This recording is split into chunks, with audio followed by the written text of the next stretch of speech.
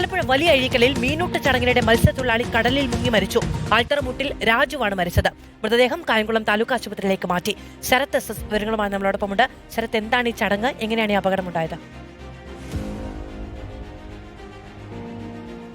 മധു, ഇന്ന് രാവിലെയാണ് ഈ സംഭവം നടക്കുന്നത്. ഏകദേശം ഒരു 10 മണിക്ക് ശേഷമായിരുന്നു ഈ വലിയഴീക്കലിൽ മഹാദേവ ക്ഷേത്രത്തിന്റെ മീനൂട്ട് ചടങ്ങിന്റെ ഭാഗമായി മത്സ്യത്തൊഴിലാളികൾ കടലിലേക്ക് പോയത്. 12 പേരടങ്ങുന്ന സംഘം ഒരു വള്ളത്തിലായിട്ടായിരുന്നു പോയിട്ടുണ്ടായിരുന്നത്. അങ്ങനെ 2 പേർ കടലിലേക്ക് ഇറങ്ങി ചടങ്ങിന്റെ ഭാഗമായി കടലിലേക്ക് ഇറങ്ങുകയായിരുന്നു. അതിൽ രജു എന്ന ആൽത്തറമുട്ട് സ്വദേശിയാണ് ഇത്തരത്തിൽ മരണപ്പെട്ടിട്ടുള്ളത്. 46 വയസ്സാണ്.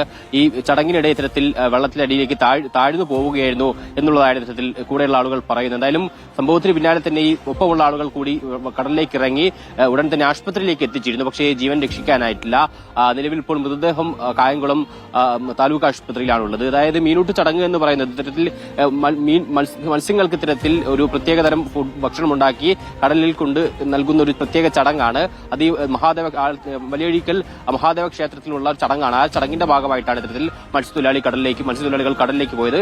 അതിനിടെയാണ് ഇങ്ങനെ ഒരു അപകടമുണ്ടായത്. ശരി, ശരത് എസ് ആണ് വിവരങ്ങൾ നൽകിയത്. ദൗർഭാഗ്യകരമായ സംഭവമാണ്.